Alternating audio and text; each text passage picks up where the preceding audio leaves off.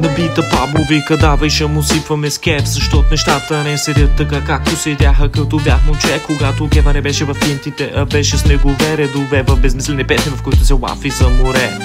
За какво се палиш от някакви шибани действия на чужди мотоци и бензини, променещи последствията? За какво се мориш, глеся непцето ти в непотребен цвят от ганджата ти смесен комесен в непотребен грях?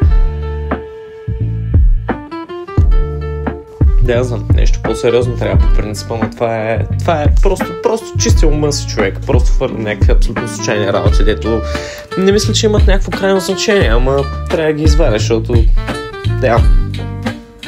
нямам сина идея.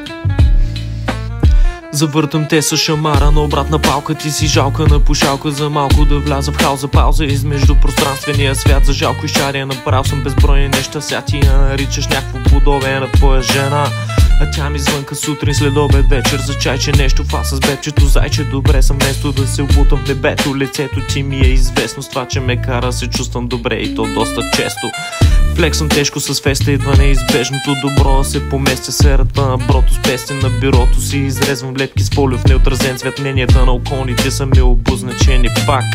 А трака е безмислен освен за мен, чисти ума си сякаш излизам на укосен терен. На бенс не съм фен, деменцията е силно скоростен обмен. Запомнете го от мен, аз съм Къньо. Малко се поусрах накрая между другото. Няма проблеми, ще го оставим. Трябва да има грешки, защото ако всичко е перфектно, човек просто няма да е интересно, разбираш. Бил майката.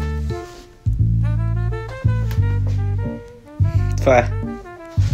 Ариведерчи.